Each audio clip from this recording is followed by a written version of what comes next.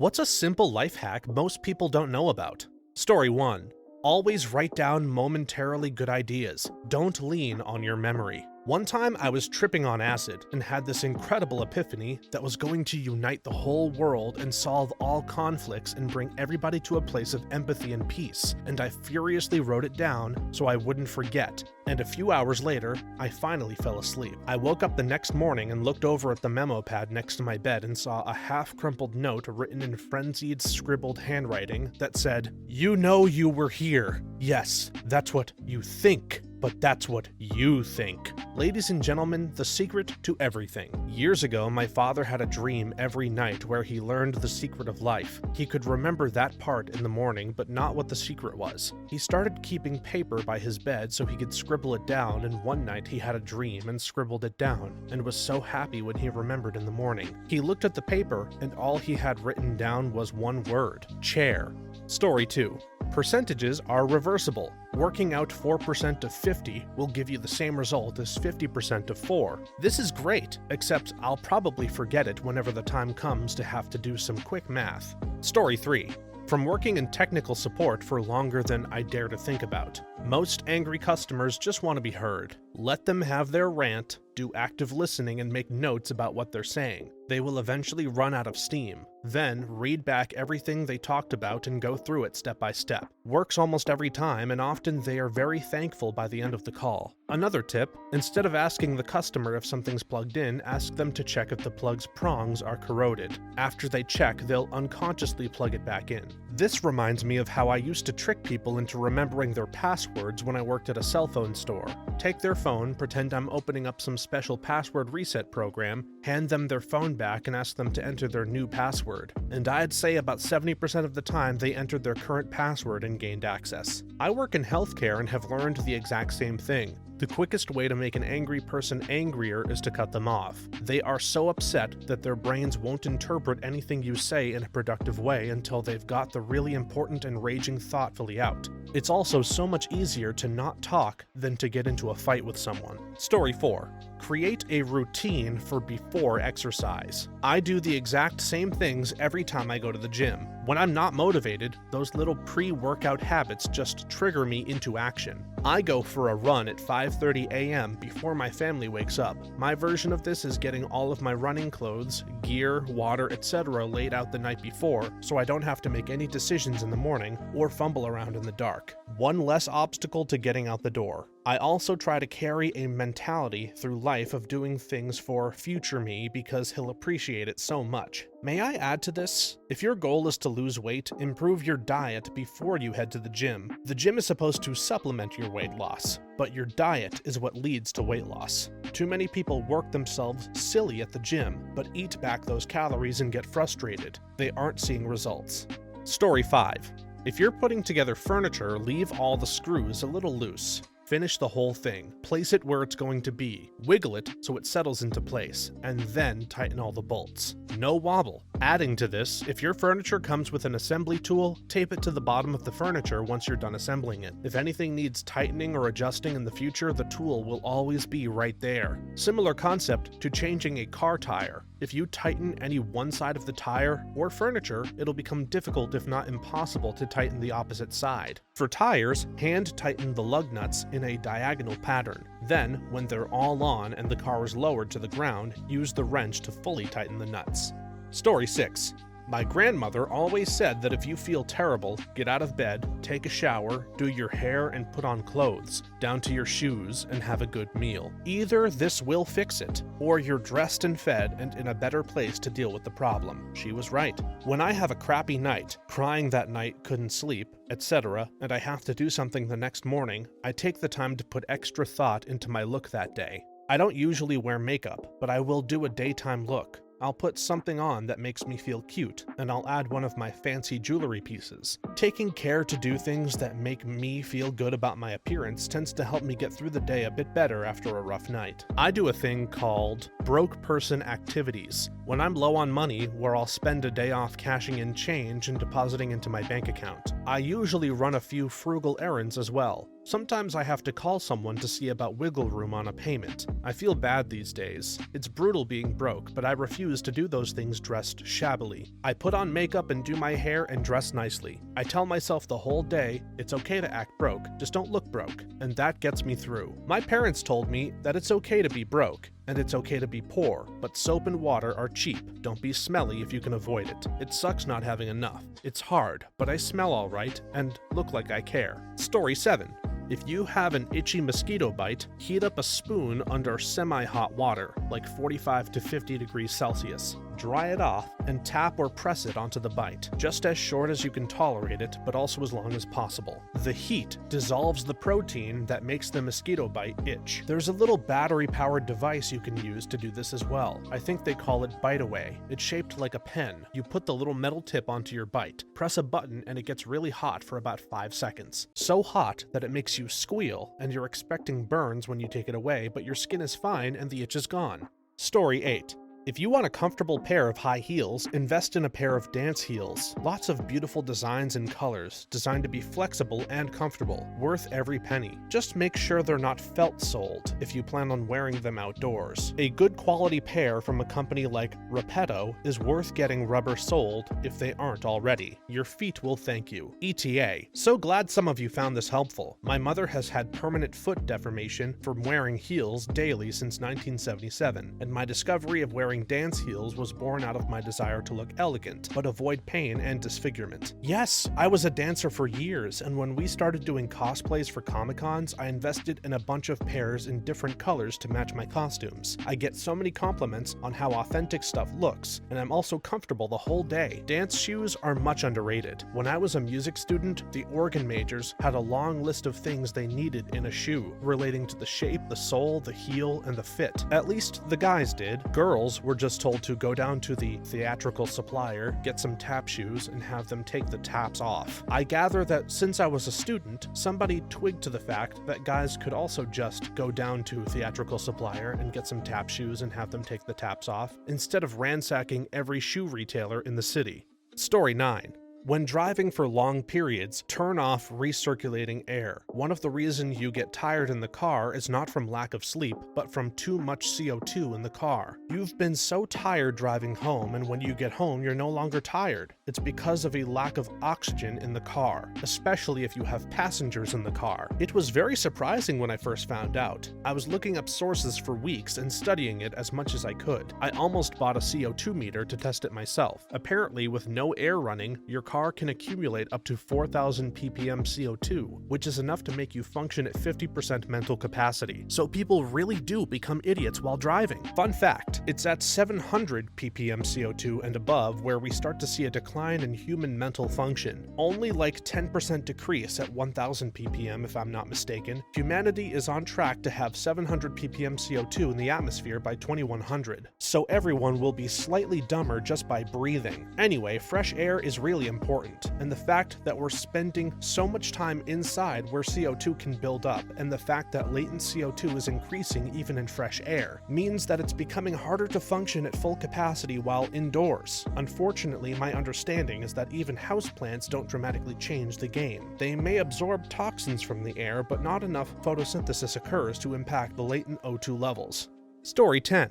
Never gossip, no matter how much you dislike a person. It can be really helpful, in particular at work, when that person you dislike and you consider being dumber to actually save your ass in certain situations, rather than have him or her as your rival. I keep receiving gossip from various colleagues about others and always pretend to never know anything, while I know lots of details, and I agree with many of these sometimes. This is really helpful in your career, being neutral and having people not being against you. Further, if you speak ill of someone behind their back, your audience will wonder, even subconsciously, whether or not you talk about them behind their backs. Conversely, speaking positively about people behind their backs will do wonders for your social and professional life in general. Try positivity, people. My rule when it comes to workplace gossip is simple. Keep your mouth shut at work, then share it with a loved one who has no connection to the people you're talking about. It saved my ass more than once.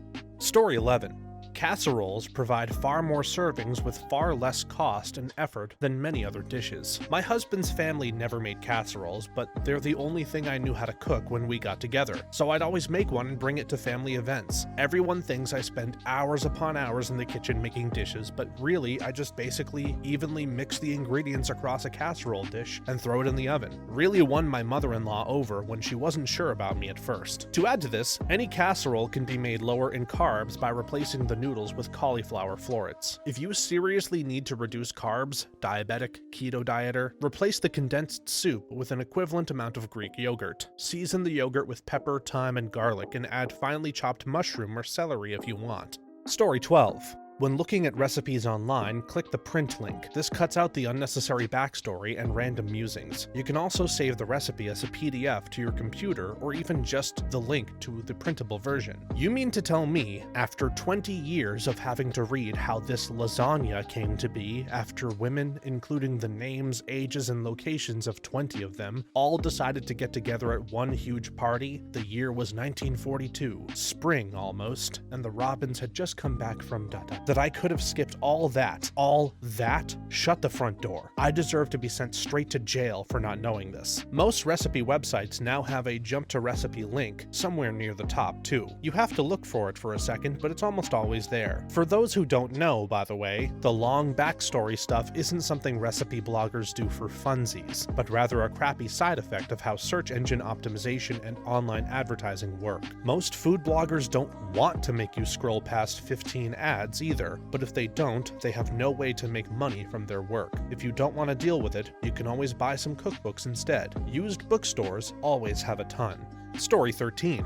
When you finish a bath or shower, before toweling off, rub your hands over your body like a windshield wiper in a car to get rid of excess water. You brush a ton of water, meaning there's a lot less to towel off after and less dripping onto the floor. Takes only a few seconds and keeps your bathroom from getting soaked while you dry yourself with a towel. Absolutely, but also you have no business at all standing outside of the shower tray or bath until you're dry. Keep your towel within reach and stay in there until you're not dripping anymore. There's absolutely no need to soak a bathroom floor unless it's a wet room. Yes, that works, but, and I don't understand why people don't do this, you can dry yourself off with or without a towel while you're still in the shower. I've had to teach this to my family. Dry yourself off in the shower, then dry off one foot. Put it on the floor outside the shower, then dry off the other foot and put it outside the shower, etc. Story 14. If ordering something online, since places can fake a good review, only read the negative reviews. A bunch of complaining about shipping or damaged items or trivial stuff is good, whereas multiple breaks in the first week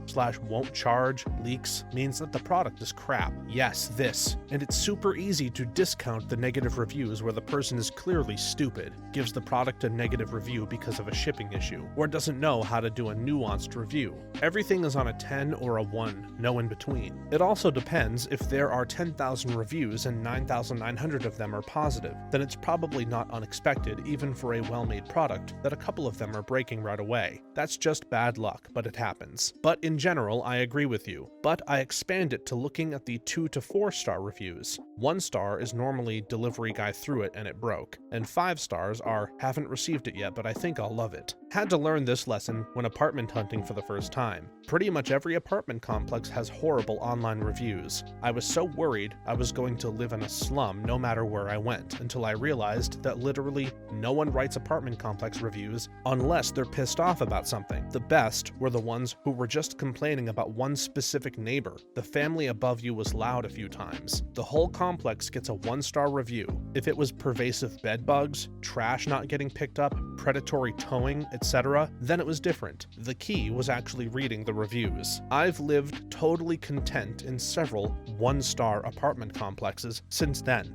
Story 15. Going to bed at a consistent time to get enough sleep, really prioritizing it. It literally makes life so much easier. Health improvements in every aspect, both mental and physical. People live their lives chronically underslept, and it causes all type of chaos in their lives. They think it's freedom to stay up late or to go to bed whenever they want, usually covering up a cycle of revenge bedtime procrastination, but they are unbeknownst to themselves in an underslept zombie prison of their own making. I got no sleep last night, by the way. Feel like crap. Sleep is one of the most important things for your body. It's absolutely as crucial as drinking water. I have sleep apnea, blockage in your throat that causes you to snore or stop breathing. It went unchecked for many years. I had a lot of health problems, most likely because of it. I got a CPAP and it completely changed my life for the better. My father also had severe sleep apnea. He refused to help himself, and his mental capacity started to decline. He got foggy, forgetful, and weak. He'd pass out whenever his body was even slightly relaxed. At the dinner table, watching anything on TV.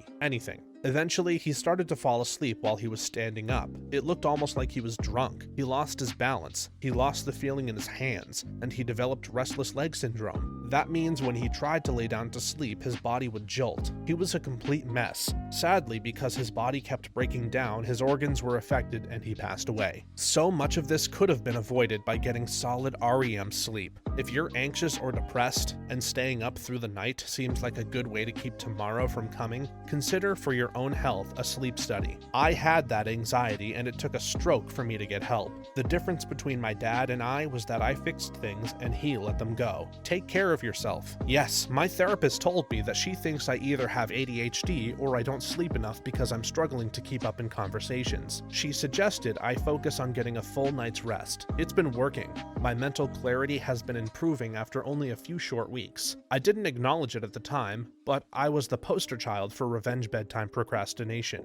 Story 16. Buy a bunch of the same color and style socks, and you never have to match socks again. I have a drawer with just socks, and every time I reach in and grab two, I have a pair of matching socks. Game changer. Story 17. Sick of losing socks in the laundry? Wash them in one of those mesh garment bags. I never lose them, and it's so much easier to put them away when you're only sorting through them out of the bag than across the whole pile of shirts and whatever else out of the dryer. I do this, but it's important to put them in several bags, especially if you're not running a full load. Otherwise, the spin cycle will be very unbalanced. Also, if you've got a modern machine, make sure to run it on a hygiene program. This keeps the temperature throughout the whole program, not just part of it. That's how modern A-class rated machines save power, but usually not what you want for socks and gym clothes, etc.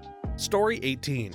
Hack 1. When you paint a room and remove the light switch plate, on the inside of the plate, write down the color of the paint you used and the brand. Great for when you need to repaint a spot a couple of years later. Hack 2. After you wash and dry a set of sheets, put the top sheet, bottom sheet, and one of the pillowcases all inside one of the other pillowcases. Then you have the whole set together in one neat little package and don't have to look for matching sheets and pillowcases. In the same vein as Hack 1, I have a house manual, Google Sheet, where I track everything like paint colors, grout color, flooring make and model, and pool equipment details, pump make and model, etc. But I also track all home repairs and improvements in that doc. I also have a Google Photos tag house with shots of wiring before the drywall goes up, irrigation before covered with dirt, pool equipment, etc. It's invaluable. I've embraced the chaos of mismatching bedding. I buy different colors, then actively grab random pieces of a set, so the fitted sheet, top sheet, and pillowcases are all different. Colorful things make me happy, and it helps to balance out the utter frustration that comes from getting the fitted sheet the wrong way around the first several times.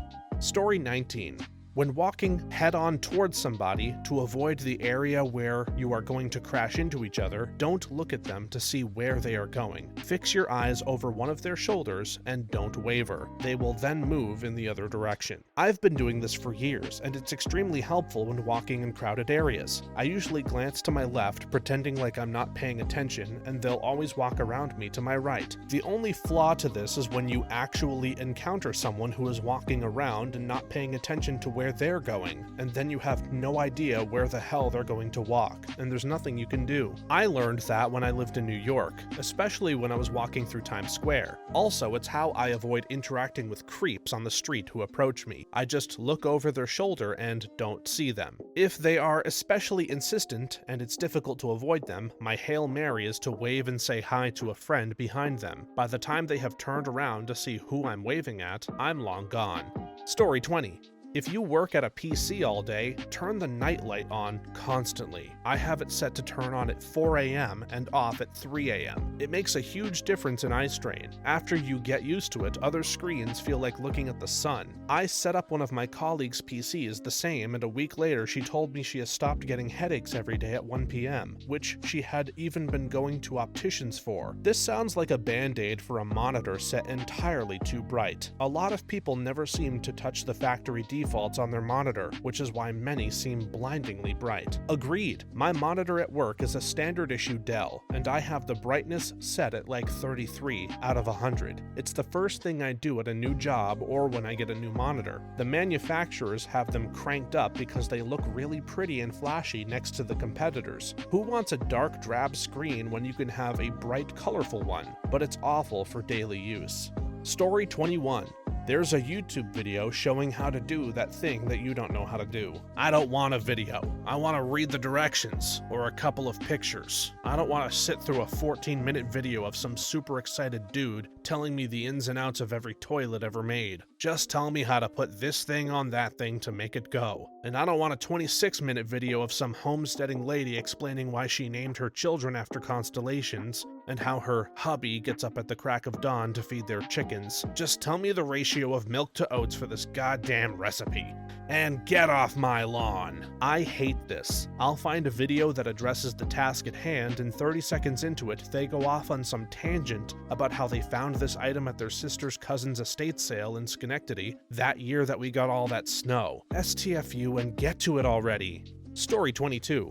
Stainless steel can remove the smell of garlic from your hands. When you rub your hands on stainless steel, the sulfur compounds in garlic bind to the steel's surface, transferring the smell to the metal. Story 23. If you need to go to the bathroom at night, cover one eye while you have the light on. Then when you turn the light off, you have one eye in night mode, so you can still see where you're going. Better still, don't turn on any lights. Apparently, it interferes with melatonin. Use your phone light or even just a screen to provide enough light to get around. Then, get distracted by your phone, stay up doom scrolling anyway, and piss your pants because you forgot to go to the toilet to begin with. Story 24. I'm going to give 2 tips. 1. No is a full sentence and the only needed response to many requests or questions. Stop feeling the need to explain yourself. Occasionally, I reply with no thank you and end the conversation. Also effective. 2. I love a clean and tidy house but can be a procrastinator. When it's time to get things done at the house, I set my timer for 1 hour and clean the whole time. You'd be surprised how much you will get done in 1 single hour. Your second tip is universal. Set a time for anything and watch how much you can get done. I like to do this with exercise. I'll do a set of push-ups or pull-ups, set a 2-minute timer, and repeat 3 or 4 times. It allows me to get a pretty decent workout in about 15 minutes. Without a timer, human nature is to rest, procrastinate, get distracted from whatever it is you're supposed to be doing. The timer adds relief because it allows us to feel like the end is near, and it also encourages us to work more efficiently because our nature is often to beat the clock. Story 25.